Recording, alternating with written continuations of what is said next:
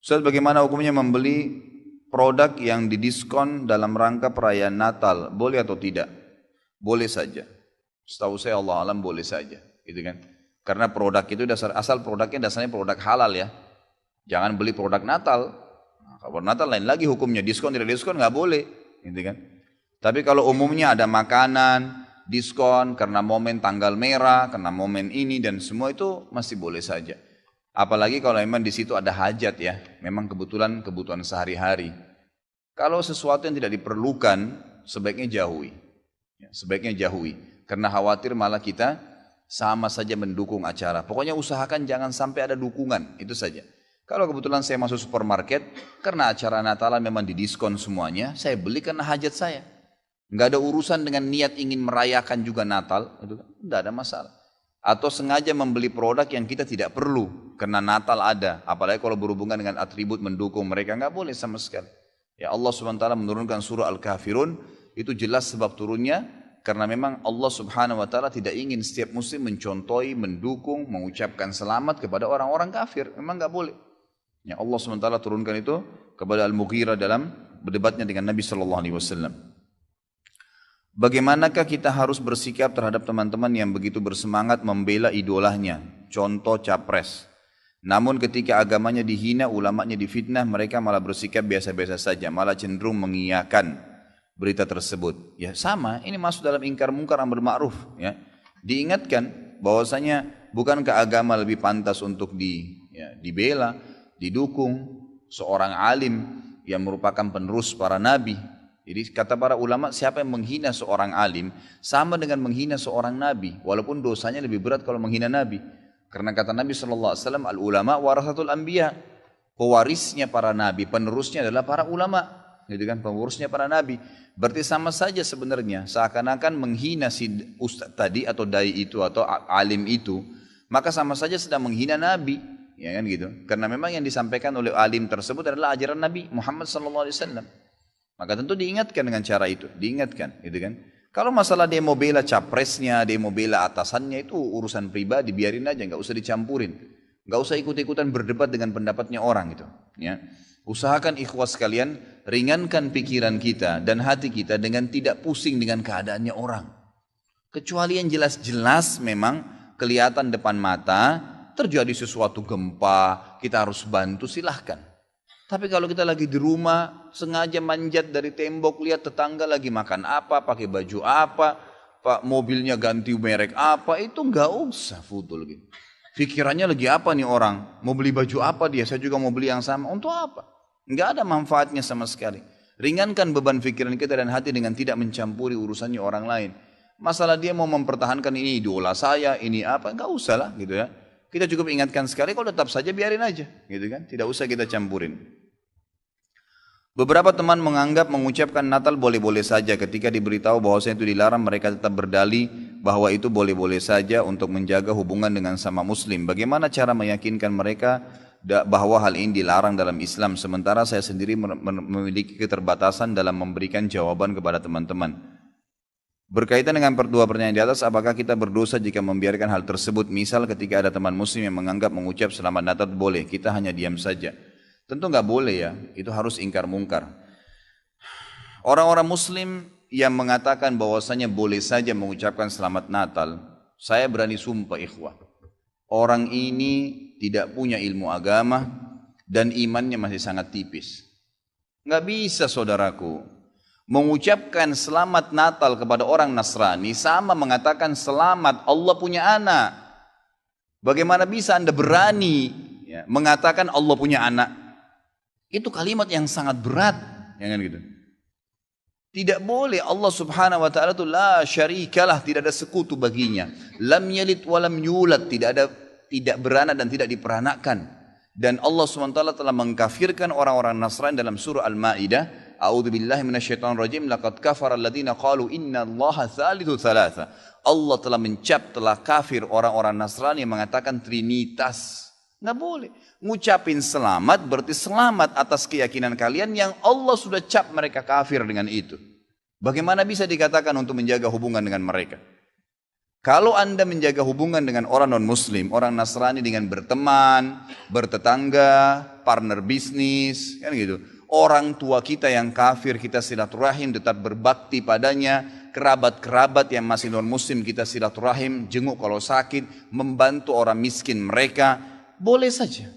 Tidak ada yang larang dalam Islam itu. Tapi jangan sama sekali berhubungan dengan masalah keyakinan dan ibadah mereka. Nggak boleh memang dalam masalah ibadah.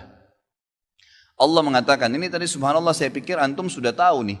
Ya, makanya saya ulangin lagi sebab turunnya surah Al-Kafirun. Al-Mughirah telah datang kepada Nabi SAW mengatakan, wahai Muhammad, Mekah kita bagi dua saja. Sehari buat kamu, sehari buat kami. Kata Nabi SAW, saya belum faham, coba jelaskan lagi. Kata dia, sehari Muhammad, kau dukung ibadah kami. Kau ucapkan selamat buat kami. Kau ikutin ajaran-ajaran agama kami. Sehari lagi besok kami ikutin agamamu, kami ucapkan selamat untukmu, kami dukung ibadahmu. Apa jawaban Nabi SAW? Sehari-sehari. Biar adil. Kata Nabi SAW, tidak boleh. Kata dia, wahai Muhammad, sehari buat kami. Dukung kami, ucapkan selamat buat kami, ikutin ritual kami. Seminggu buat kamu. Kata Nabi SAW, tidak boleh. Muhammad, sehari buat kami, sebulan buat kamu. Tidak boleh. Sehari Muhammad buat kami, setahun buat kamu. Tidak boleh, kata Nabi SAW. Terakhir, hai Muhammad, sehari buat kami, seumur hidup buat kamu. Sehari kamu ikutin kami, dukung ritual kami, selamat buat kami. Kalau pakai akal sehat, kalau pakai akal manusia, bukan akal sehat, akal manusia saja secara biasa, kan gitu. Kita pikir, oh lebih baik sehari kita ikutin orang kafir, dukung saja, ucapin selamat sama dia, selesai. Seumur hidup akan masuk Islam. Apa jawaban Nabi SAW? Tidak boleh. Lalu Jibril alaihissalam datang pada saat itu langsung membawa surah Al-Kafirun. A'udzubillahi minasyaitonirrajim. Qul ya ayyuhal kafirun. Katakan kepada orang-orang kafir. Orang kafir ini semua yang tidak syahadat, yang tidak mengatakan asyhadu an la ilaha illallah wa anna Muhammad Rasulullah, kafir. Jelas kafir, dan itu Allah yang mencap mereka kafir, gitu kan?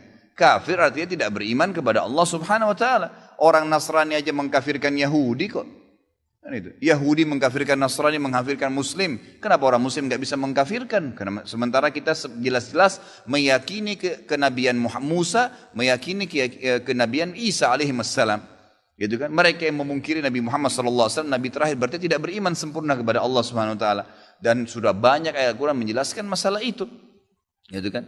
Kata Allah Subhanahu wa taala, ya, Qul ya ayyuhal kafirun la a'budu ma ta'budun. Semua Yahudi, Nasrani, Majusi, penyembah api, penyembah gunung, penyembah pohon, penyembah apa saja, semua selain yang tidak syahadat ini, saya tidak ikut-ikutan acara ritual kalian, tidak akan ucapin selamat buat kalian, tidak akan pakai atribut-atribut kalian, dan kalian juga tidak usah repot-repot ikutin agama saya, nggak usah. Kita nggak butuh Nasrani. Saya tanya, pada saat sholat Idul Fitri, ada orang Nasrani ikut-ikutan? Idul Adha, gitu kan? Mereka berurus dengan agamanya sendiri. Kenapa orang Muslim pusing dengan acara ritualnya orang lain? Diulangi lagi. Ya, setelah dikatakan kalian tidak usah ikut-ikutan, saya tidak usah ikut-ikutan juga, diulangi lagi.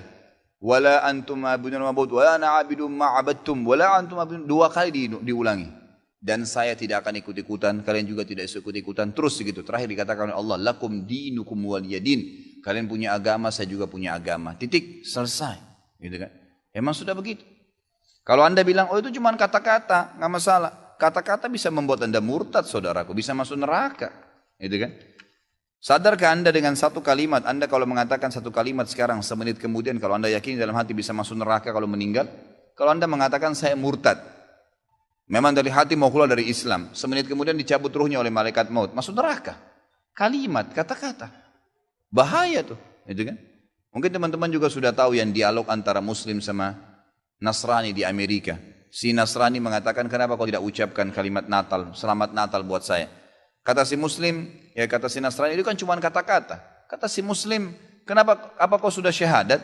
Si Nasrani bilang, enggak. Kenapa kau enggak syahadat? Dia bilang, kalau saya syahadat, saya tinggalin agama saya. Kata si Muslim, itu kan juga cuma kata-kata. Sama, gitu kan? Jadi enggak boleh. Tapi hal-hal yang ditoleransikan dalam agama silahkan. Tadi saya bilang berteman, bertetangga, silahkan. Tapi jangan dukung masalah ibadahnya. Enggak boleh.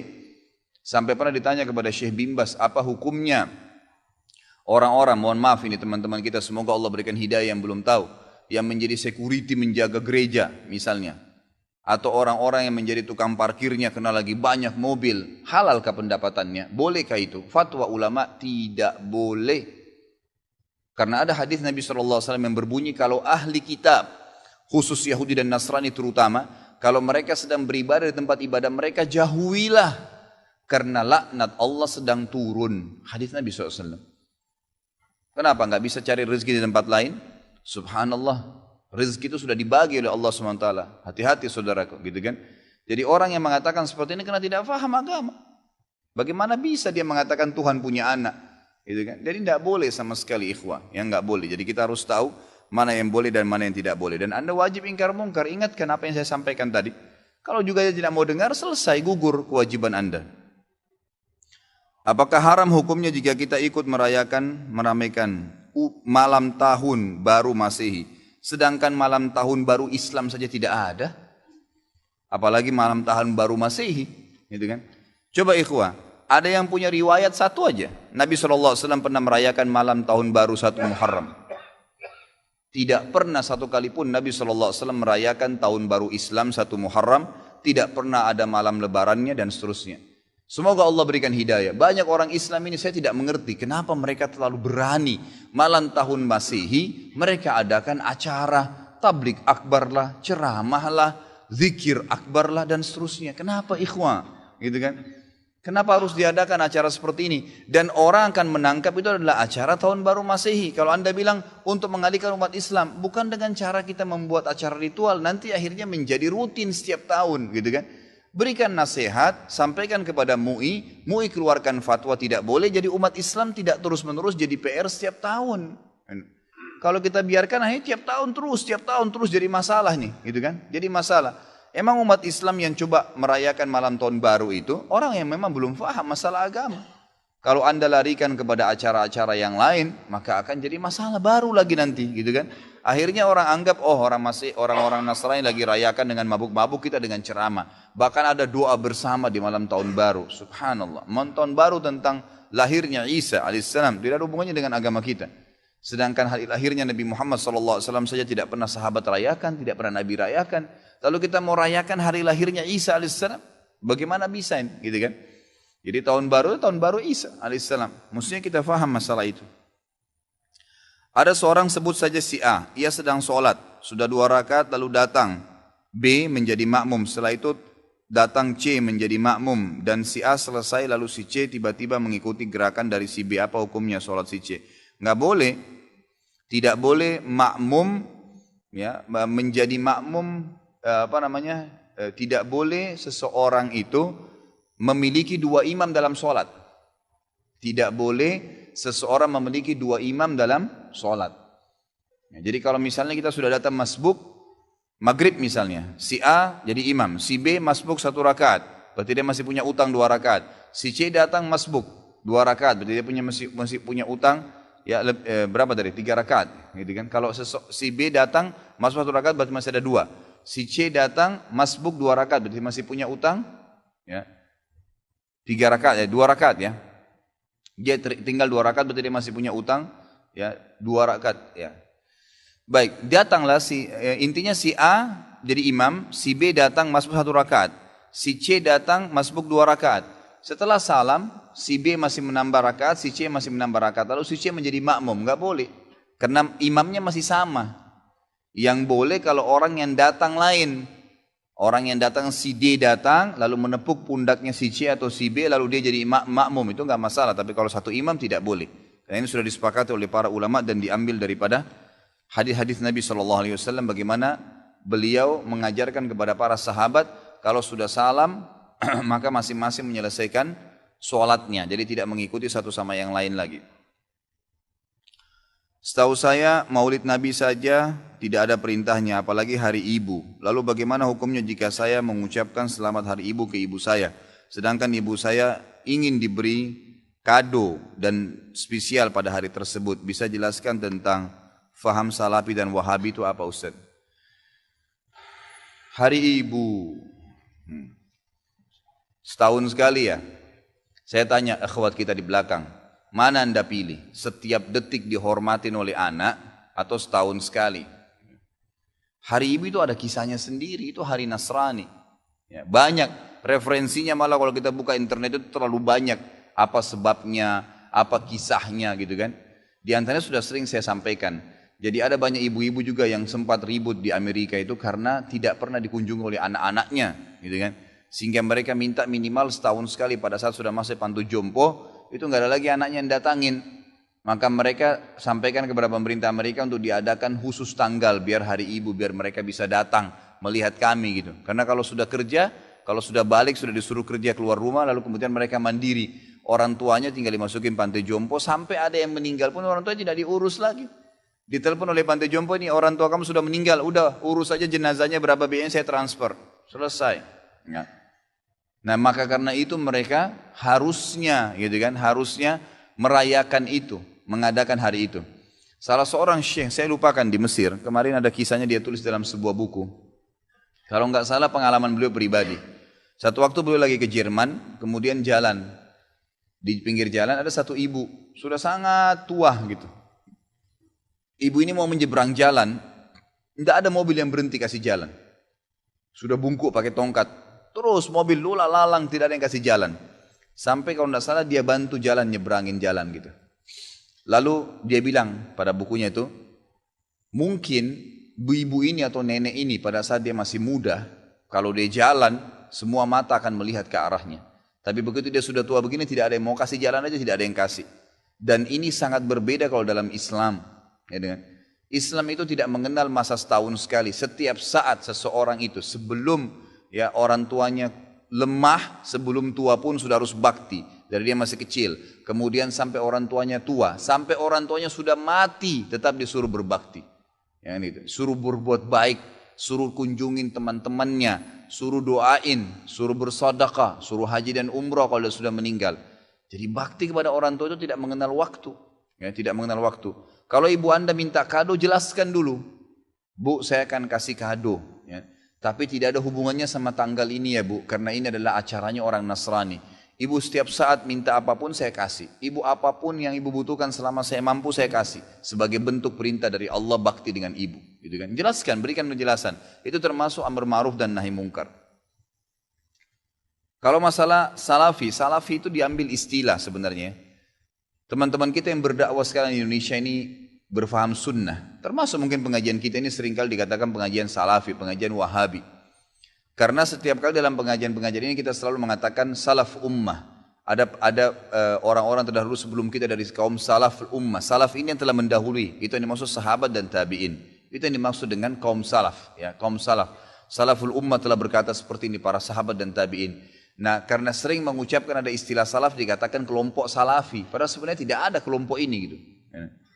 Ini cuma istilah sebenarnya diistilahkan gitu kan.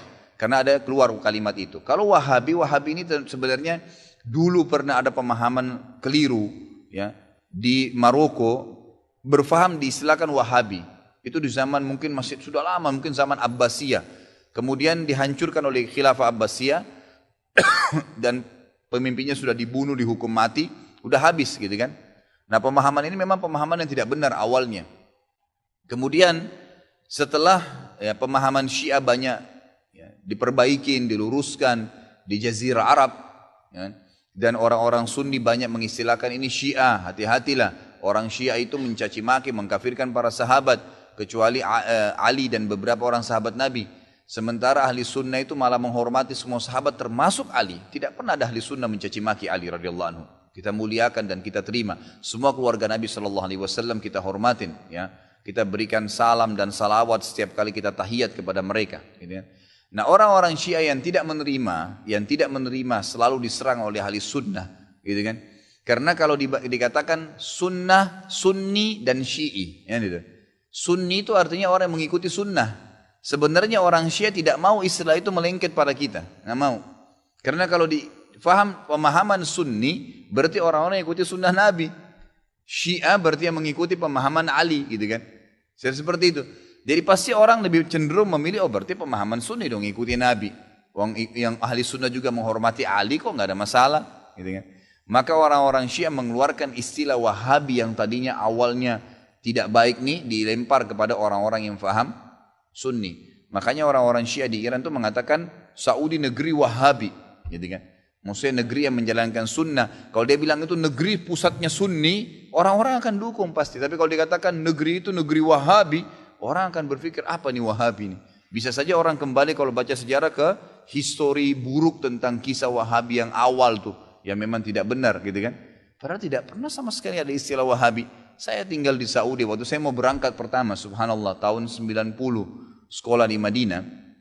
Waktu itu masih kelas SMA ya. Kemudian ada teman-teman ayah saya ya, sempat mengatakan, nanti Khalid di sana ambil ilmunya, tapi jangan sampai kau jadi Wahabi. Saya berangkat terus terang, saya pikir Wahabi ini momok monster yang menakutkan. Setiap kali ada guru saya masuk, dosen saya masuk, saya selalu ini Wahabi nih. Yang berjenggot ngomong apa nih Wahabi nih. Gitu. Selalu begitu, gitu kan? Karena ayah saya seorang yang dikenal, gitu kan? Seorang yang tokoh masyarakat di Makassar. Jadi pasti mereka tahu saya balik, saya akan gantikan beliau, minimal itu, gitu kan? Maka saya pun berhati-hati sekali. Subhanallah, mungkin 3 bulan sampai 6 bulan pertama itu semua momok yang kayak menakutkan. Tapi setelah saya muhasabah diri saya, enggak pernah orang-orang ini, enggak ada omongan kasar. Dan selalu yang keluar dari mulut mereka, qala Allah, qala Rasul. Allah berfirman, Rasulullah bersabda. Kalaupun dikuatkan, sahabat Abdullah bin Umar berkata, Abdullah bin Abbas berkata, selalu begitu. Tidak pernah ada, ini pendapat saya, oh ini pendapat Wahabi, enggak ada. Kalau orang Syiah selalu, kelompok Syiah, selalu digembar-gemborkan Syiah. Kita tidak pernah, tidak ada begitu. Lalu saya bilang, ini pemahaman yang salah. Kira-kira bagaimana caranya saya ambil ilmunya, saya enggak jadi Wahabi, ini bagaimana modelnya? Enggak bakal nyambung kalau emang ini dikatakan Wahabi, berarti pemahaman ini benar selalu kalau Allah, kalau Rasul. Dari mana nih? Lama kelamaan saya sampai S1 baru saya paham, oh ini istilah yang digunakan oleh orang-orang Syiah untuk menjauhkan orang bahkan dari pemahaman Sunni yang benar. Seperti itu. Benarkah bahasa penghuni surga adalah bahasa Arab? Allahu alam kalau ini. Saya belum tahu tentang riwayatnya. Kalau memang ada di antara ustadz-ustadz kita yang faham sunnah sudah menjelaskan, maka silakan diikuti. Saya belum tahu, belum temukan dalil sahihnya. Tentang manusia yang dapat memberi syafaat di akhirat, hanya Rasulullah atau juga biasa manusia lain seperti teman atau keluarga. Semua bisa. Semua orang mukmin akan memberikan syafaat. Semua mukmin akan memberikan syafaat. Itu dijelaskan dalam hadis Bukhari. Ya, bahwasanya setiap orang yang beriman itu kalau dia sudah lewat dari hisab, dia akan bisa memberikan syafaat kepada orang lain yang beriman tentunya. Bagaimana hukum atau dosa orang yang telah mu'allaf lalu dia murtad lagi? Ya sudah dianggap kafir. Tidak usah lagi bicara masalah dosa. Ya murtad, dia meninggal mati, masuk neraka, gitu kan? Karena sudah murtad. Tidak dianggap lagi ada dosa berhubungan dengan dosa lagi. Dosa itu artinya sesuatu yang masih bisa dimaafkan nantinya, gitu kan? Dia sudah tinggalkan, tidak ada lagi amal dia yang bisa diterima. Apakah berdosa memutuskan tali persaudaraan dengan orang yang telah murtad padahal kita sudah mengingatkan akan dosa besar? Tidak usah putus silaturahim. Dia murtad seperti orang kafir umumnya, tetap kita silaturahim. Tetap saja, gitu kan? Tidak ada masalah dengan itu. Dan bukan bukan tugas kita menghukumi dia. Jadi yang perintah Nabi SAW, man irtadda an dinihi faqtulu, man baddala dinahu faqtulu, hadis sahih. Siapa yang mengganti agamanya maka bunuhlah dia. Itu untuk pemerintah, bukan untuk individu, gitu kan? Jadi bukan kita yang harus menghukumnya. Bagaimana hukum atau sah tidaknya menikah dengan orang yang telah hamil, padahal itu bukan hamil dengan kita. Kita harus menolong orang yang telah hamil tersebut. Kenapa harus tolong orang yang sudah hamil dengan menikah? Menikahlah dengan wanita yang tidak hamil. Kenapa harus ditolong? Gitu kan? Artinya kalau tolong dikasih biaya, mungkin dia mau melahirkan nanti, ya seterusnya gitu kan? Bukan dengan cara menikahinya. Allahu alam. Kalau yang saya tahu jangan nikahi wanita yang sudah dihamil di luar nikah. Kan gitu. Itu berarti dia sudah melakukan perbuatan zina dan itu berbahaya. Untuk masa depannya nanti Anda berbahaya. Saya sarankan carilah mukminah yang baik-baik. Perintah agama kita menyuruh menikah dengan wanita yang mukminah, yang belum disentuh oleh orang, gitu kan. Kenapa harus cari orang yang seperti ini? Kalau ditanya sahkah pernikahannya, sudah pernah saya jelaskan dan sering saya ulangin ini ya. Jadi kalau pendapat yang paling kuat sebenarnya, ada pendapat ulama yang mengatakan boleh saja, sah saja, tapi anaknya tidak dinisbatkan. Anaknya Tidak dinisbatkan kepada pemilik sperma. Tapi pendapat yang saya pegangi adalah pendapat yang tidak sah. Pernikahan wanita yang hamil sampai dia meletakkannya. Karena Nabi SAW melarang wanita hamil untuk menikah di dalam hadis-hadis yang sahih, dan juga melarang menjatuhkan hukuman rajam ataupun cambuk bagi wanita yang hamil. Bagaimana cara bakti kepada orang tua yang sudah meninggal? Ya, doakan, sedekah atas namanya, umroh dan haji, kunjungin kerabatnya. Kalau ibu dan bapak itu bisa diganti baktinya dengan saudara-saudara kandungnya. Seperti sabda Nabi SAW, al-khalatu bimanzilatil Tante itu, saudara kandungnya ibu adalah pengganti atau sama posisinya dengan ibu. Jika bayi yang baru lahir lalu ia wafat ketika dilahirkan, apakah bayi itu wajib diakikahkan? Ini khilaf di antara ulama, tapi yang rajih adalah diakikahkan saja. Nggak ada masalah. Nah itu. Walaupun dia meninggal. Bagaimana dengan foto setengah badan yang dipajang di dinding tembok? Malaikat tidak masuk rumah juga. Saya sarankan lebih baik baca di buku ini ya. Ini buku kebetulan saya sudah bawakan, memang malam ini ada buku ini. Kalau memang mau dimilikin bisa, ini sangat bagus. Rumah yang tidak dimasuki malaikat, lebih baik Anda baca di sini. Karena ini bukan hanya sekedar rumah, ya, bukan hanya bahasan sekedar rumah, tapi memang bahasan siapa itu malaikat, apa manfaatnya kalau ada di rumah kita, siapa itu rivalnya, lawannya malaikat adalah para syaitan, dan apa bahayanya, siapa itu syaitan dan apa bahayanya di rumah, kemudian baru masuk jenis-jenis rumah yang tidak masuki oleh malaikat, gitu kan. Termasuk yang dipajang fotonya. Memang kenapa akhi sekalian dan ikhwah, kenapa kalau seandainya Anda tidak pajang foto Anda? Kenapa? Tidak ada masalah kok, gitu kan. Tetap saja rumah itu orang tahu rumah Anda punya sertifikatnya kan. Selesai. Kenapa harus pajang fotonya? Gitu kan? Jadi lebih baik jangan. Ada contoh kasus seorang syekh di Yaman. Mungkin saya pernah ceritakan dulu. Saya di sini memang belum, tapi waktu itu kalau tidak salah di Al-Azhar atau sebelumnya di masjid yang sebelumnya. Ya. Tapi intinya ada seorang syekh di Yaman didatangi oleh seseorang pengusaha dari Jakarta. Dia datang dengan anak perempuannya pakai cadar, datang di Yaman. Duduk ngobrol-ngobrol, terus syekh ini menghormatin mereka, berikan tempat, transportasi, segalanya. Intinya si saudagar ini, pedagang dari Jakarta ini sangat terkesan dengan anak perempuannya, bagaimana pelayanan diberikan oleh syekh. Syekh ini orang mampu di Yaman. Lalu mereka undang ke Jakarta. Datanglah ringkas cerita syekh di Jakarta. Begitu tiba di Jakarta, gitu kan, dikatakan ini pedagangnya bilang, maaf syekh, saya nggak bisa datang jemput, tapi anak saya akan jemput. Ternyata dia ini orang awam, bukan orang faham agama, dan anaknya pakai cadar waktu itu hanya karena melihat tradisi orang di Yaman gitu. Datang, dia bilang, anak saya perempuan yang itu hari ketemu Anda yang akan jemput. Syekhnya ini tangkap mungkin seperti di Yaman, kalaupun ada satu perempuan yang datang maka akan rame-rame satu mobil gitu kan, banyak orang. Dia kaget, ternyata ada seseorang wanita pakai rok pendek dekatin dia di Bandara Soekarno-Hatta. Lalu mengatakan, syekh. Syekhnya balik, siapa ini tiba-tiba panggil pakai rok pendek ini. Syekhnya balik sepintas, iya. Dia bilang, saya syekh yang datang ke Yaman kemarin. Gitu kan. Ringkas cerita, kata syekhnya, di mana ayah kamu? Kamu siapa nih? Saya si fulan yang datang kemarin. Syekhnya diam. Kemudian naik di mobil. Ternyata di mobil pun pada saat itu syekhnya tidak tahu alamat, nggak tahu apa-apa, naik. Kata anak perempuan ini dan hanya ada satu orang saja di mobil. Jadi bertiga di mobil. Pulang menuju ke rumah. Ringkas, pas tiba di rumah disambut oleh si pedagang ini. Ringkas cerita, kata syekhnya pas mau duduk, dia bilang, sebentar. Sebelum saya duduk, kata syekhnya, saya mau tanya. Kalau seandainya saya dengan tongkat ini, ada tongkat dia pegang, mengangkat rok anakmu ini yang perempuan nih untuk melihat celana dalamnya, apa kau marah? Ini syekhnya bilang kepada si pedagang ini gitu kan, pengusaha ini. Dia bilang, tentu syekh, saya pasti marah. Itu kan perbuatan yang tidak baik, kurang ajar. Ngapain lihat celana dalam anak saya gitu.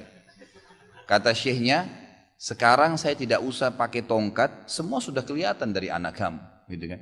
Kenapa kamu biarkan dia seperti ini? Kemarin dengan sangat terhormat menggunakan busana muslimah, sekarang malah seperti ini. Semua orang bisa melihatnya. Akhirnya dia tersentuh dan dia mengingatkan kepada anaknya. Tapi seperti itulah ya. Berlibur keluar kota apa boleh? Misal ke Jogja untuk berlibur, apakah ada tuntunan syar'inya untuk niat mengunjungi bumi Allah yang lain? Dan bagaimana jika berniat untuk tafakkur alam, gitu kan? Boleh saja, nggak ada masalah sebenarnya, gitu kan? Nggak ada masalah kalau mau ke Jogja, mau ke Surabaya, mau kemana silahkan, nggak ada masalah. Selama memang itu wilayah banyak orang Islam, nggak apa-apa. Mayoritas orang Islam ya, artinya ibadah kita tidak terganggu, tutup aurat nggak terganggu, nggak ada masalah, gitu kan? Nggak ada masalah. Jadi itu bukan sesuatu yang salah, boleh saja. Tapi jangan sampai terjadi pelanggaran-pelanggaran syar'i. Apalagi kalau mau bertafakur, nggak apa-apa. Ada sebuah gunung yang besar, dingin, yang gitu, hijau, kita mau melihat. Bertafakur itu artinya memikirkan tentang langit, keajaiban Allah, ada masalah. Orang rekreasi dari sini ke puncak, kemana, ada masalah. Asal tidak melakukan perbuatan-perbuatan yang diharamkan. Tapi bukan ke negara orang-orang kafir secara khusus ya, sudah saya jelaskan. Maka lebih baik diprioritaskan ke negara-negara Islam. Bagaimana jika ada pasangan suami istri keduanya bekerja di tempat berbeda? Suami sering tugas keluar kota, begitupun istri dan harus menginap karena banyaknya pekerjaan. Apakah istri diperkenankan bepergian keluar kota dan menginap jika diizinkan oleh suaminya? Ini sebenarnya ada dua bahasan ya. Kalau berhubungan dengan jarak safar, maka kembali kepada hadis Nabi sehari semalam, itu dulu. Tapi yang kita sorotin di pertanyaan yang kedua. Permasalahannya adalah kenapa istrinya harus kerja? Ini dulu ditanyakan. Perempuan dalam Islam bukan tidak boleh punya penghasilan, boleh. Tapi pertanyaannya kenapa harus bekerja? Perempuan itu diciptakan dari tulang rusuk. Kenapa harus dijadikan sebagai tulang punggung? Ya, dibalik kasusnya. Rusuk itu ditutup, disimpan, dijaga. Bukan malah diekspos keluar. Ya, ini Syekh bin Baz memberikan fatwa yang sangat menarik di akhir-akhir hidup beliau sebelum meninggal rahimahullah. Beliau mengatakan, semoga saja kalau tidak salah ya, semoga saja seluruh muslimin bisa menyadari masalah ini, bahwasanya banyak wanita-wanita muslimah yang sekarang yang sengaja disuruh berdesak-desakan dengan laki-laki dan akhirnya terpaksa ya menanyakan kepada kami hukum-hukum yang semestinya memang sudah tidak boleh. Pasti dalam agama tidak boleh. Misalnya bagaimana hukumnya Ustaz? Saya naik bus pulang kerja dihimpit oleh laki-laki semua sehingga badan saya kegencet. Bagaimana hukumnya? Haram. Masa saya mau bilang halal? Gitu kan tidak mungkin, tapi dia terdesak kepada keadaan yang karena dia keluar dari fitrahnya, gitu kan. Cobalah mungkin berdagang hal-hal yang tidak berhubungan dengan masalah hal-hal yang haram, gitu, berbahaya sekali. Ya itu. Jadi kalau darurat, apalagi darurat dalam kali kata memang pendapatan tidak cukup sama sekali, dan memang pekerjaan dikerjakan juga halal, itu nggak ada masalah. Tapi kalau masya Allah rumahnya sudah ada, makanan semua sudah cukup, hanya karena prestasi, gitu kan?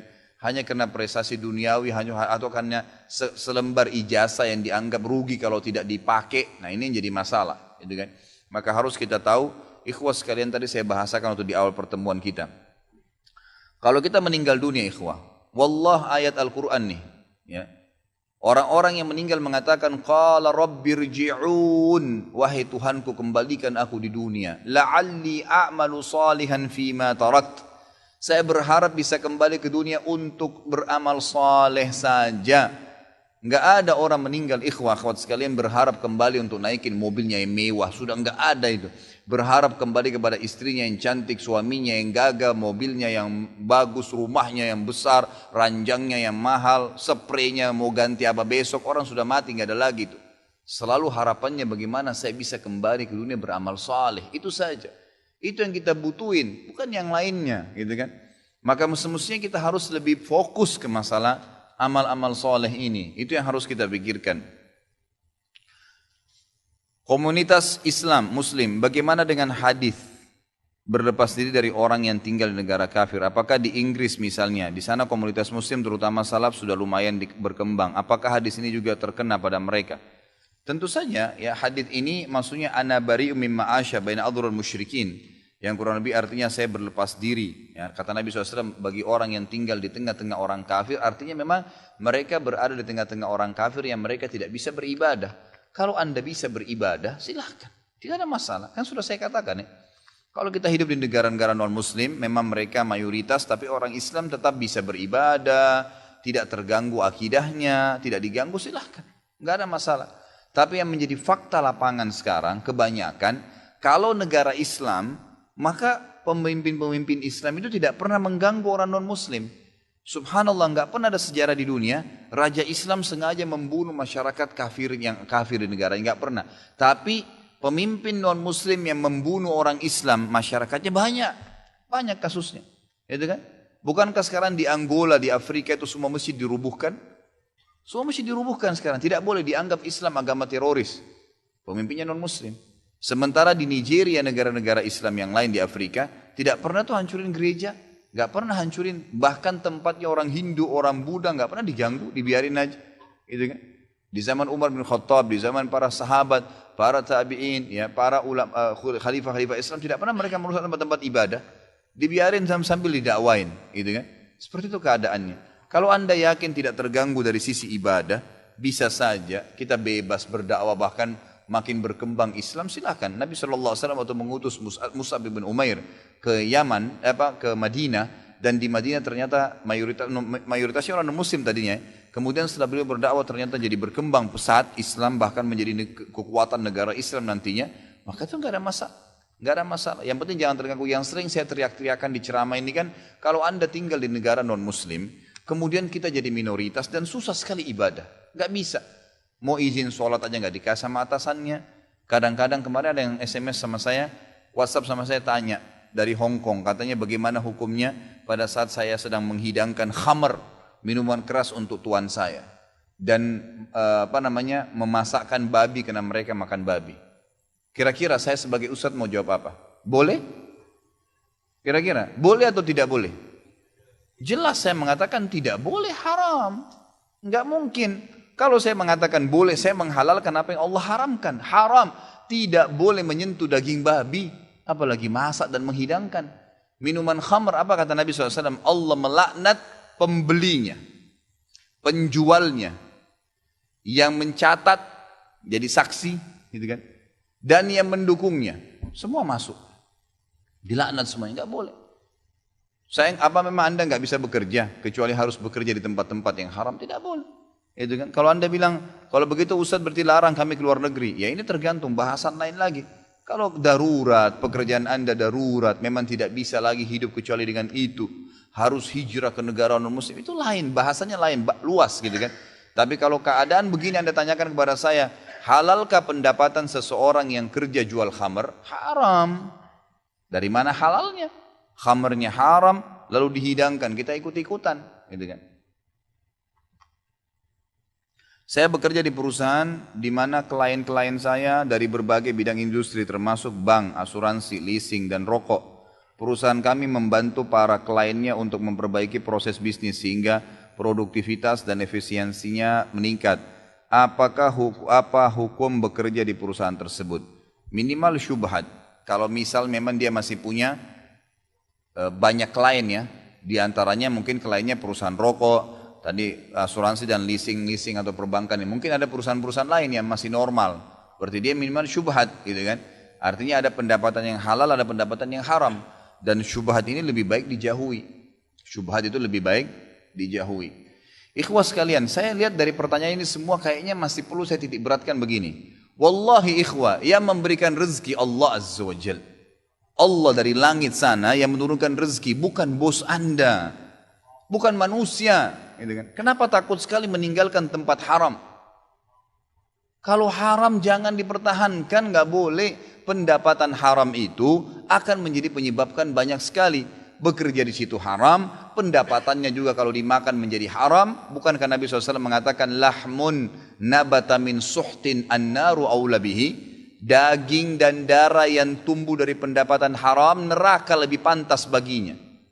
Bagaimana bisa ikhwah? Coba antum jalan di muka bumi ini, lihat nih, di sekitar kita saja. Saya kemarin subhanallah ceramah di daerah Menteng, diundang ceramah keluarga. Waktu itu subhanallah malam minggu kebetulan, saya lagi tidak ada jadwal, saya ke sana. Pada saat saya parkir, rumahnya mewah, lux, di sekitarnya semua rumah mewah. Pas azan maghrib saya bilang, Pak maaf Pak, saya mau pamit. Sholat ini Ustaz? Enggak, saya sudah azam untuk selalu sholat di masjid. Kalau bapak-bapak sini mau ikut silahkan. Lalu saya masuk, saya cari mana masjid, tanya. Subhanallah, begitu saya masuk mesti ditunjukin. Saya masuk lewat belakangnya rumah bapak itu, semuanya rumah kampung. Rumah-rumah kecil-kecil, mungkin rumahnya itu cuma 3 kali 3 meter, 2 kali, cuman kecil-kecil rumahnya semua penuh. Tapi di daerah Menteng penuh di belakang sampai ke masjid. Masjidnya pun tuh kecil, musola. Mungkin satu saf itu cuma bisa 6 orang, ke belakang juga 6, kurang lebih begitulah. Saya waktu masuk subhanallah saya lihat orang-orang yang tinggal sekecil itu pun rumahnya, Ada yang lagi bungkus-bungkus gula dijual. Dia cuma jual di komunitas di situ saja. Ada yang jual Indomie, ada yang buat jual kopi dan teh panas. Hidup tuh, gitu kan? Hidup itu mereka. Boleh hidup saja, rumahnya biasa, tetap bisa dagang begitu, biasa saja hidup.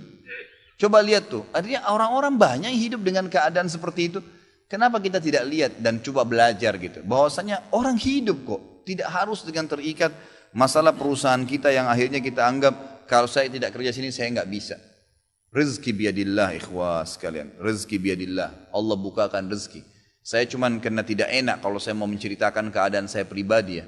Kalau pengalaman saya pribadi terlalu banyak bukti-bukti nyata subhanallah yang saya hadapin pribadi pada saat lagi terdesak dari sisi ekonomi, godaan luar biasa, ada pinjaman yang berbunga, ada yang begini, ada yang begitu, tetap saya tolak, saya komitmen.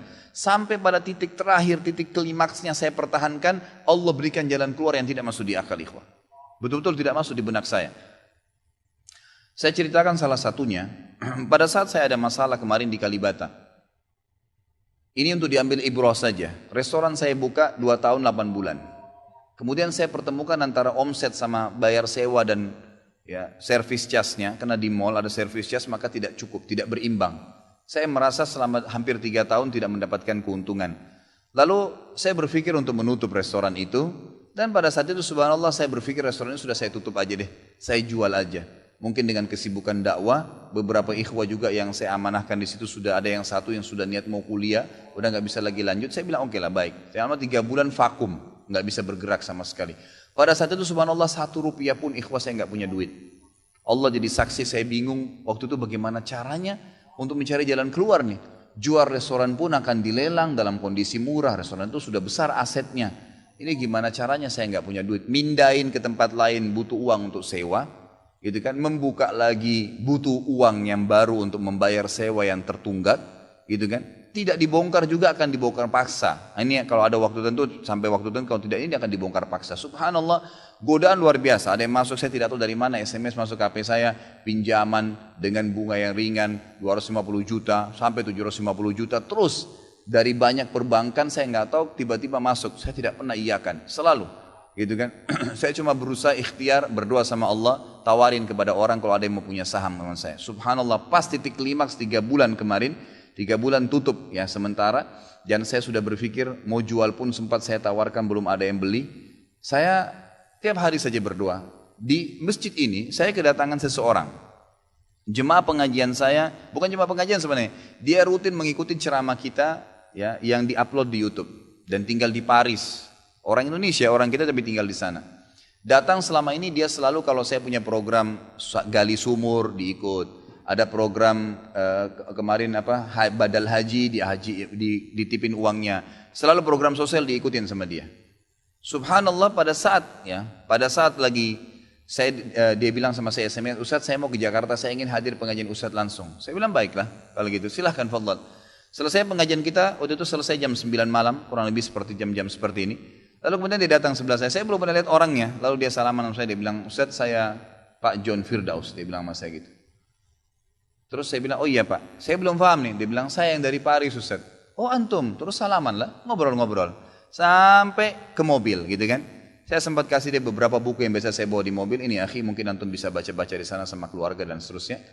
Sebelum berpisah, dia bilang sama saya, Ustadz saya sempat bawa teman ke Kalibata.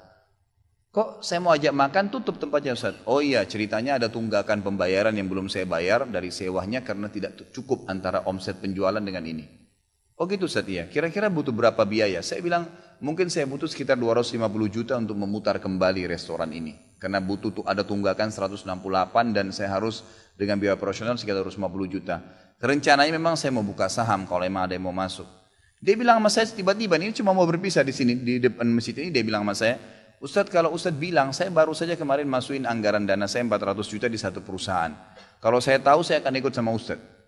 Ya sudahlah akhi, qadarullah nggak apa-apa gitu kan. Tapi kalau emang Ustadz mau saya coba pikirkan nanti saya pertimbangkan. Kira-kira berapa? Saya bilang saya akan buka saham 250 juta itu 10% dari omset antum akan ambil. Karena aset restoran sekarang 2,5 M. Baiklah dia bilang sama saya gitu. Saya pulang ke Paris ini hari Senin saya berangkat. Saya bicara sama istri, saya langsung kasih berita ke Ustadz lalu saya kasih. Baiklah saya bilang kalau begitu. Dia pulang, subhanallah, saya pikir ya sudahlah, ini mungkin dia mau pertimbangkan lagi. Malamnya, pada malam itu juga, dia tiba-tiba SMS ke saya, dia bilang, Ustaz setelah saya musyawarah sama istri, saya akan transfer ke Ustaz dengan jumlah 250 itu, supaya bisa bergulir dan saya siap mengambil 10%-nya. Gitu kan, saya sujud syukur kepada Allah, alhamdulillah ada jalan keluar gitu. Subhanallah saya ke Kalibata, saya bicara besoknya sama GM-nya, saya ngobrol, ini gimana jalan keluar, saya sudah ada duitnya sekarang dan mau diputar. Oh udah nggak bisa Pak Khalid, ini kan sudah 3 bulan vakum, udah nggak bisa, harus dibongkar, udah tutup, nggak bisa lagi. Kalau Pak Khalid mau pindah tempat lain silakan, atau mau buka sini kembali harus ganti nama. Baiklah, saya coba kembali kepada Allah SWT lagi berdoa, ya Allah berikan petunjuk, ada apa sebenarnya ini, bagaimana jalan keluarnya. Hati saya subhanallah cenderung untuk keluar, gitu kan. Udahlah mungkin saatnya untuk keluar dari situ, karena memang selama ini ada teman-teman saya berikan masukan juga yang sering datang, akhi di sini parkiran susah, akhi di sini kadang-kadang tidak ditahu dan seterusnya, lebih baik kalau ente keluar. Saya tiba-tiba berpikir mungkin saya keluar deh. Saya iseng aja di condet saya mutar-mutar. Coba deh saya cari ruko. Mungkin ada. Dengan 250 juta daripada saya bayar ke Kalibata. Mendingan saya sewa ruko. Mungkin bisa sewa 2 tahun. Ya, mungkin 75 juta, 100 juta per tahun. Saya bisa dapat 2 tahun. Lalu saya coba gulirkan lagi. Dengan izin Allah. Di depan rumah, di Jalan Raya Condet itu dekat rumah orang tua saya. Ada 1 ruko. 2 ruko disambung 3 tingkat. Dan ruko itu bekas travel haji umroh gitu kan, pas dipasang spanduknya disewa, dikontrakin gitu kan. Saya langsung tanya, saya telepon, setelah saya tinjau beberapa lokasi, kemudian saya tanya telepon, dia bilang boleh silakan bapak lihat. Saya lihat ke dalam cocok, alhamdulillah 3 lantai itu. Kemudian saya tanya sewanya, ternyata dananya juga mencukupin gitu kan, dananya mencukupin. Lalu kemudian saya mulailah ya proses, saya bayar sewanya, kemudian saya juga proses pemindahan, dan insya Allah dalam waktu dekat akan dibuka. Tapi saya melihat dari pelajaran sini ikhwah, bahwasanya jalan keluar dari Allah itu ribuan, jutaan jalan keluarnya. Sabarin aja, nikmatin prosesnya. Setiap penawaran haram, tolak, jangan pernah mau. Dengan izin Allah akan ada jalan keluar. Tidak ada. Kata Nabi SAW, "Man taraka syai'an lillah abdalahu khairan min." Gitu kan? Jadi tidak ada sama sekali. Subhanallah pada saat itu saya harus bayar sewa 225 juta. Uang sisa 250 juta pada saat itu. Terus kemudian saya sempat telepon ke akh itu lagi, ya, Pak John, semoga Allah jaga beliau. Saya sempat telepon, kemudian saya katakan, akhi, kemarin antum bilang antum sempat masukin dana 450 di 400 di Jakarta itu. Bagaimana kalau antum tarik uang itu, kalau masih bisa, kita gabungin aja. Saham kan per 250 juta itu ada 10%. Antum ambil aja 30% dari semua total omset penjualan nanti. Tidak usah dengan 750, dengan 650 saja, gitu kan? Dia bilang kalau itu sudah nggak bisa Ustaz. Tapi memang coba saya pertimbangkan deh. Saya akan coba hubungin teman-teman di Paris ini yang sudah biasa, yang kenal antum, gitu kan? Kalau yang kenal antum mungkin mereka bisa. Baiklah, fadhal. Subhanallah besok dia SMS lagi ke saya. Ustaz, saya sudah musyawarah dengan istri, ternyata saya punya dana cukup 650, kami yang pegang semua saham itu. Ditransfer uang semua ke saya. Yang tadinya saya dari 1 rupiah tidak pegang duit, masuk uang 650 juta ikhwah, tidak masuk di akal, gitu. Sesuatu yang tidak masuk. Orang ini saya nggak kenal, nggak pernah ketemu, sekali ketemu di sini, dan sekarang sudah kembali ke Paris. Setiap kali saya bilang akadnya saya akan kirim, baru tadi saya kirim akadnya. Sudah nggak apa-apa Ustaz, saya percaya. Akhi ini bisnis loh, bisa untung rugi. Sudah paham Ustaz. Orang lain aja banyak bisnis dia rugiin saya nggak takut, apalagi sama Ustaz. Sudah silakan, alhamdulillah. Saya melihat Allah berikan jalan keluar yang sangat dimudahkan. Yang penting nikmatin prosesnya dan yakin kepada Allah SWT. Jangan takut. Itu kan? Jangan takut. Dan ada banyak kisah seperti dalam hidup saya yang saya mungkin sebagian tidak diceritakan gitu kan. Cuma ini tadi saya buka supaya memang bisa ada pengalaman. Karena rata-rata sini karena hanya masalah kekhawatiran saja. Kekhawatiran rezeki yang insya Allah tidak akan ada masalah dalam kehidupan kita. Bagaimana solusi untuk pengusaha muslim jika butuh modal sedangkan bank syariah sendiri pun terlibat riba? Apakah boleh pengusaha muslim meminjam modal kepada bank syariah karena urgensi sudah tidak ada lembaga keuangan murni? Kalau saya sarankan pertama berdoa kepada Allah Subhanahu wa taala, murni, tulus berdoa kepada Allah agar diberikan jalan keluar. Ini luar biasa, banyak sekali kisah berhubungan dengan masalah ini. Yang kedua, coba bicara sama individu. Lebih baik bicara sama individu. Ini pengalaman saya ikhwah.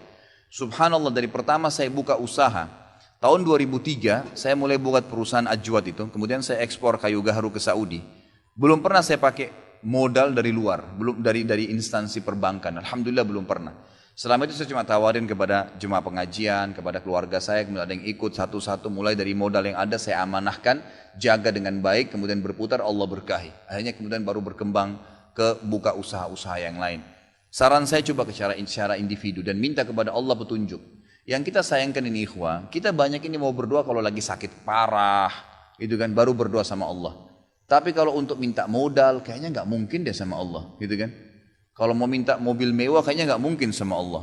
Ya, ini semuanya ikhwah. Apapun yang kita minta kepada Allah Subhanahu Wa Taala, apapun sifatnya. Kalau perlu kancing baju putus, ya Allah coba gantiin yang sama, nggak apa-apa. Minta sama Allah, Allah akan berikan nanti jalan keluar, dapat toko dan bisa dapat yang sama, gitu kan. Itu juga izin Allah. Jadi jangan terlalu sempitkan ya berdoa sama Allah Azza wa Jalla ini.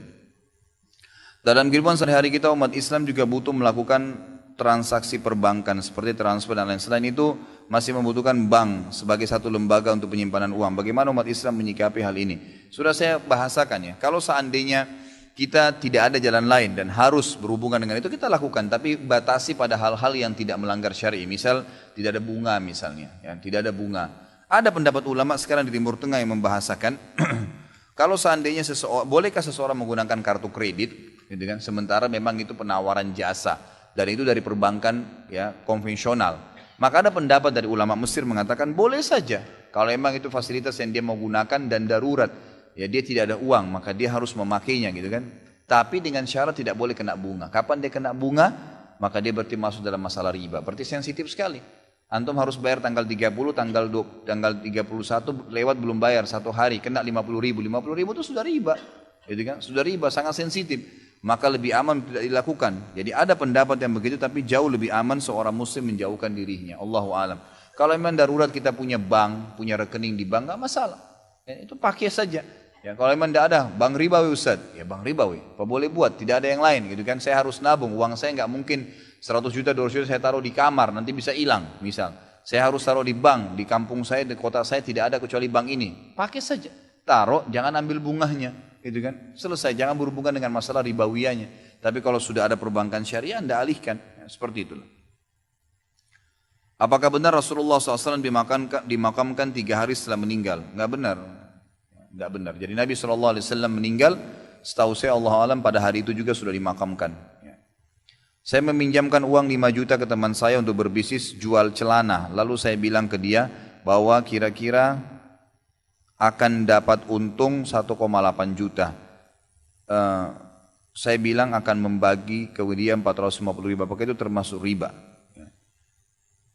Saya belum tangkap ini ya.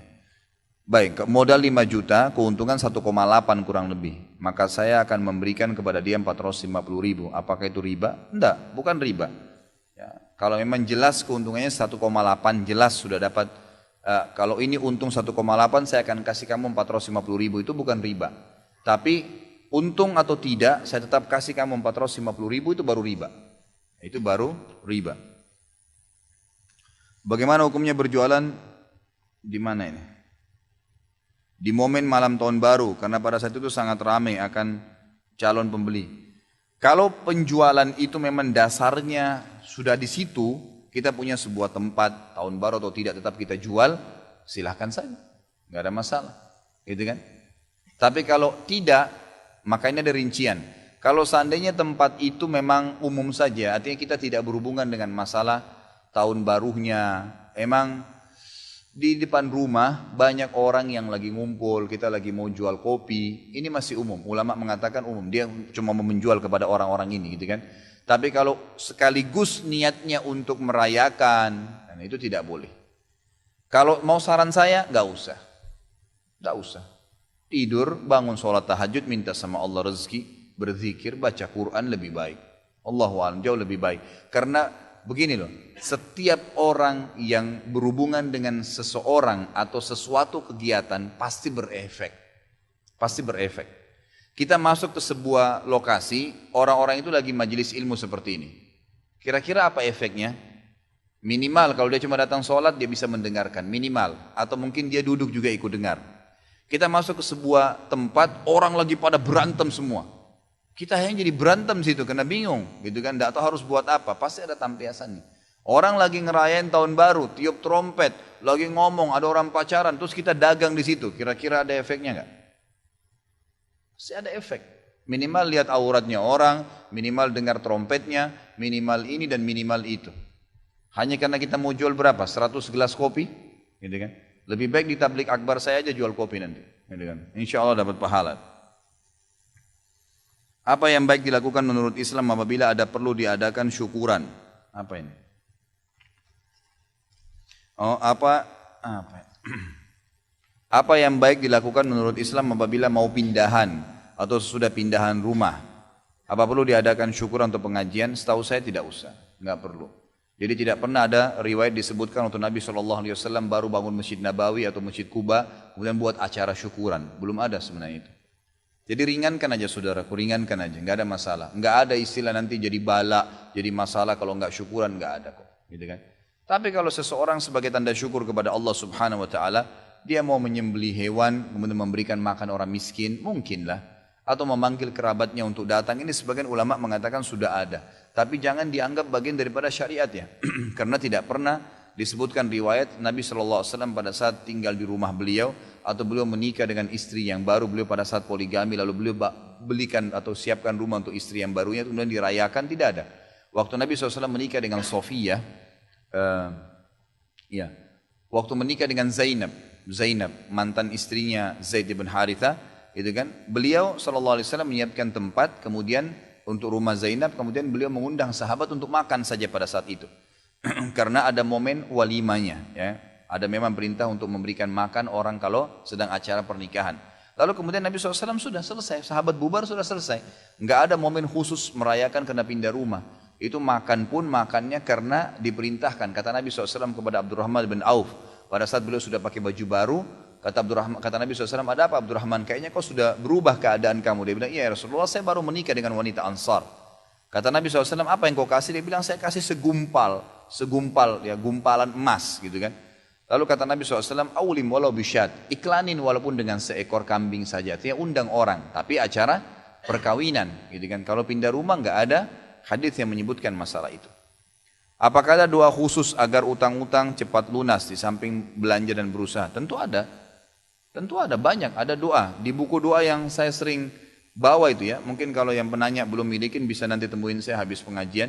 Ada buku doa, panduan doa itu ada doa dimudahkan dan lunasi utang. Seperti misalnya kata Abdullah bin Abbas, siapa yang membaca doa ini, radhiyallahu anhuma, maka Allah akan lunasi utangnya walaupun memenuhi langit. Allahumma kfini bihalalika an haramik, waghnini bifadlika amman siwak. Ya, Allahumma kfini bihalalika an haramik. Artinya Allah cukupkanlah aku dengan yang halalmu dan jauhkan aku dari yang haram. Allahumma kfini bihalalika an haramik, waghdini bifadlika amman siwak, dan karuniakanlah aku agar berlepas diri dari semua yang selain engkau. Doa ini termasuk doa melunasi utang. Ada juga Allahumma inni a'udzubika minal hammi wal hazan wal ajzi wal kasal wal jubni wal bukhul wa galabatid daini wa galabatid daini wa qahrir rijal, gitu kan. Juga dalam riwayat dikatakan lupa saya riwayatnya, tapi yang jelas artinya Allah jauhkanlah saya dari semua rasa sumpek dan sedih, gitu kan, sifat penakut, ya, pelit, kemudian sifat lemah dan malas, serta jauhkanlah saya agar jangan sampai terlilit utang. Wadala iddain wa qahrir rijal, dan jangan sampai saya terlilit dengan utang sehingga membuat saya hilang semua semangat hidup saya, dan jangan sampai saya dikuasai oleh orang lain. Nanti bisa ambil di buku itu lebih lengkap. Apakah wanita yang sedang berhalangan tidak boleh masuk masjid walau hanya untuk mengikuti pengajian? Ini khilaf di antara ulama ya, tapi untuk berhati-hati sebaiknya jangan, lebih baik di terasnya, gitu kan. Tapi ada pendapat yang mengatakan memang boleh saja kalau masalah hanya masuk dengan alasan tertentu, yang tidak boleh kalau dia sholat, karena sholat haram bagi wanita haid dan nifas. Jadi lihatlah keadaannya, gitu kan. Bolehkah berkumur dalam berwudu sementara puasa? Karena ada yang bilang makruh. Boleh saja, nggak ada masalah. Yang penting jangan ketelan, nggak ada masalah. Bolehkah seorang wanita umroh haji tanpa mahram? Bagaimana hukum mahram bayaran yang ada di travel? Ini sudah pernah saya jelaskan ya. Mohon maaf saya tidak ulangi lagi masalah ini. Ustaz, bagaimana sikap kita terhadap saudara, keponakan, ipar yang belum memakai hijab, bahkan cenderung berpakaian seksi? Sudah pernah diingatkan tapi sepertinya belum dihiraukan. Terkadang saya terpaksa menghindar kumpul-kumpul keluarga untuk menghindari hal-hal yang tidak diinginkan. Misal agar suami tidak melihat aurat mereka. Apakah ini bisa dibenarkan? Bisa saja, nggak ada masalah. Jadi kita boleh tidak mendatangi rumah kerabat, bukan berarti memutus silaturahim pada saat memang mereka sedang melakukan kemungkaran. Ya, buat acara-acara yang dilarang dalam agama, kumpul-kumpul, kelihatan aurat, tapi itu memang ya jelas-jelas ada pelanggaran agama, maka boleh saja kita tidak datang. Di dalam sebuah hadis dijelaskan bahwa penciptaan takdir manusia telah ditulis 50.000 tahun sebelum penciptaan langit dan bumi. Sedangkan yang saya dengar dari beberapa perkataan ulama bahwa saat wanita hamil menginjak usia 4 bulan, maka Allah memerintahkan malaikat untuk mencatat semua takdirnya. Nah, jadi takdir yang diberikan saat berada dalam kandungan ibu adalah sama dengan takdir yang ditulis 50.000 tahun sebelum penciptaan langit dan bumi. Mohon penjelasannya. Iya, tentu saja. Yang dimaksud malaikat sini, ya, malaikat sini mulai menggulirkan dalam kehidupan dia nantinya. Setelah 4 bulan karena sudah ada ruhnya. Sudah ada ruhnya. Jadi 50.000 tahun itu dicatat semuanya kejadian. Yang dimaksud di sini adalah aplikasinya. Mulai 4 bulan di rahim ibu kan sudah ditiupkan ruh. Nah, pada saat ditiupkan ruh berarti sudah mulai digulirkan dalam kehidupan dia takdirnya. Sudah mulai ada denyut kehidupan. Sudah mulai apa makanan apa yang dimakan oleh ibunya nanti disaring masuk ke tubuhnya. Itu sudah mulai takdirnya berjalan. Jadi pengguliran waktu. Aplikasinya. Kantor saya menyediakan fasilitas asuransi kesehatan untuk kesehatan seluruh karyawan. Biaya asuransi sendiri tidak dibebankan ke karyawan. Bagaimana hukumnya menggunakan asuransi tersebut? Sebagian dijauhi saja. Allahu alam, yang saya tahu ya, ini kalau mau dengar pendapat saya. Tapi kalau ada ustadz lain yang membolehkan silakan. Kalau saya lebih aman tidak memakai fasilitasnya. Karena masalah asuransi sendiri itu masuk dalam bab syubhat yang sangat jauh. Ya. Bahasan ulama sangat tegas masalah ini. Sama kasus pemerintah berencana untuk mewajibkan BPJS di seluruh masyarakat Indonesia. Bagaimana hukumnya Ustaz? Info yang saya peroleh, rakyat yang tidak memilih BPJS tidak bisa memperpanjang SIM. Kalau itu keharusan maka diikutin dalam arti kata, kalau tidak diikutin maka berbahaya, tidak bisa. Diikutin tapi tidak dipakai. Itu yang saya tahu, Allahu a'lam. Diikutin tapi tidak dipakai fasilitasnya. Tapi kalau memang ada fatwa MUI, ada ulama yang memberikan tentu yang jauh lebih tahu dari saya, silahkan. Kalau saya pribadi, Allahu a'lam, saya masih melihat sama dengan asuransi umum, dan sudah mungkin 2-3 kali di pertanyaan saya jelaskan panjang lebar tentang asuransi ya, yang boleh dan yang tidak boleh. Apakah ada hadisnya dalam sebuah majelis ilmu diawali dengan tilawah Al-Quran? Tidak ada sama sekali. Ya, tidak ada sama sekali. Ya, tidak ada. Ya, disebutkan Nabi SAW memulai dengan Al-Quran. Dalam sebuah departemen biasanya akan diberikan jatah dana sejumlah sekian sesuai dengan pengajuan dana. Dalam waktu 1 tahun, di akhir tahun dana itu berlebih sehingga dipakai untuk outing karyawan. Karena jika tidak habis, dana tahun depan dikurangin meskipun nanti akan dilaporkan bagaimana itu hukumnya. Bukankah ini juga termasuk perbuatan berlebihan? Ya tidak boleh. Semestinya dibuat secara untuk dikembalikan. Ya, kalau memang ternyata anggaran diturunkan 100 juta dan kita cuma pakai 700, ya 75 juta misalnya, dan itu memang sudah anggaran rutin, 25 juta dikembalikan. Ya, kalau dia alasan supaya tahun depan tidak dikurangin, ya berarti permasalahannya adalah dia tidak jujur pada saat itu. Dan 25 juta itu tidak layak untuk dibagi, nggak boleh. Nggak halal untuk pegawainya, gitu kan? Hanya dibuat acara-acara yang tidak. Kecuali kalau memang yang memberikan dana instansi pemerintah sendiri ataupun individual, memang mengatakan pokoknya ini semua untuk pegawai, terserah bebas mau diapain sisanya, itu lain. Tapi kalau ini laporan, nanti dibuatin laporan, nanti rekayasa data, gitu kan? Seakan-akan itu memang sudah masuk dalam anggaran tapi dibagi-bagi, makanya tidak boleh, haram hukumnya.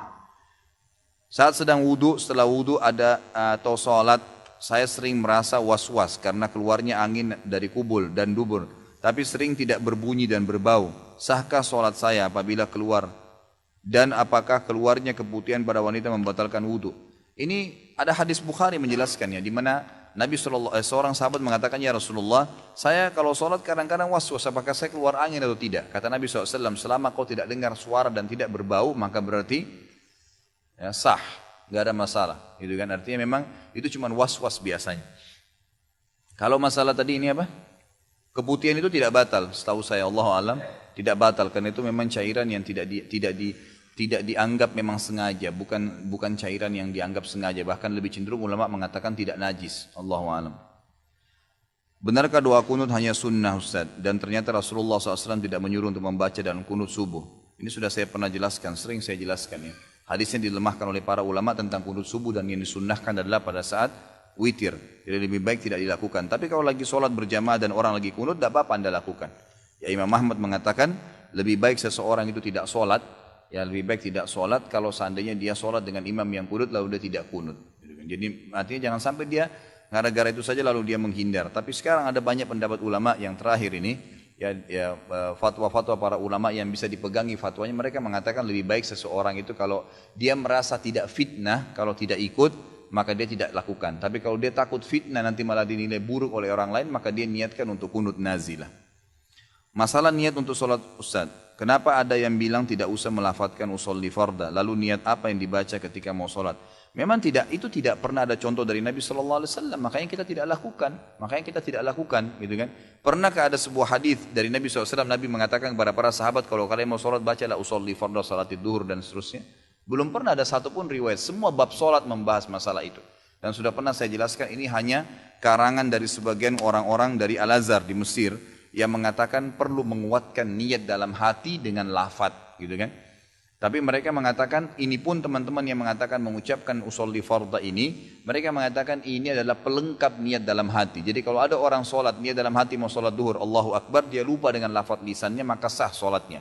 Tapi kalau ada orang mengatakan usolli farda salat duhur, tapi hatinya enggak niat sholat, enggak sah, gitu kan? Tapi jumhur ulama mengatakan karena tidak pernah ada hadis yang menyebutkan lafaz niat dengan lisan, maka mengatakan niat dalam hati. Misal tadi Anda mau sholat isya, begitu imamnya Allah Akbar, kita terlintas mau sholat isya dan berjamaah, selesai. Dan kita sudah tahu kita jadi makmum, tidak usah bilang lagi makmuman. Yang imam sudah tahu jadi imam, tidak usah lagi mengatakan imaman. Memang sudah begitu ya, yang harus kita lakukan. Kenapa ya Ustaz saya sering dengar, ngapain sih baca Yasin pada malam Jumat? Saya tahu si Ustaz baca Al-Kahfi lebih baik. Tapi memang salah kalau baca surah Yasin pada malam Jumat pada malam Jumat, mohon penjelasannya.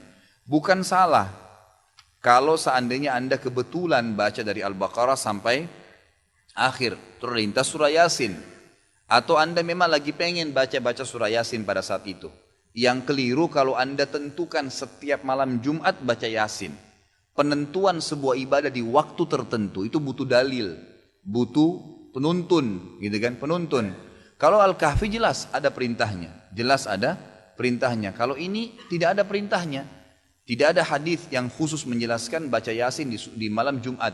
Nah kalau kita kebetulan mau baca, pengen baca surah Yasin, umum saja gitu, bukan karena ditentukan malam Jumatnya, maka dibaca silahkan. Tapi kalau dihubungkan dengan waktu malam Jumat, gitu kan, apalagi dengan tempat tertentu, ini butuh dalil penjelasan. Butuh dalil untuk menjelaskan. Jadi sebenarnya tujuannya ikhwas sekalian bukan menyoroti surah Yasin ya. Jangan salah faham masalah ini. Tapi saya hanya ingin mengajak kita semua ini kembali kepada kemurnian ajaran Nabi Muhammad SAW. Apa yang beliau tuntun kerjain. Yang tidak ada tuntunannya jangan ditambah. Sedangkan yang sudah ada sudah banyak sekali, gitu kan. Kalau kita akhirnya pilih Yasin daripada surah Al-Kahfi, berarti kita meninggalkan yang lebih pantas, gitu kan. Semestinya begitu. Jadi memilihnya di waktu malam Jumat ini butuh dalil yang menjelaskan. Teman anak ada yang bilang mazhab Syafi'i membagi bid'ah menjadi dua. Ada bid'ah hasanah dan maulid itu termasuk bid'ah hasanah. Jadi tidak apa-apa jika dikerjakan karena masih ibadah. Bagaimana menurut Ustaz dan apa saja itu bid'ah?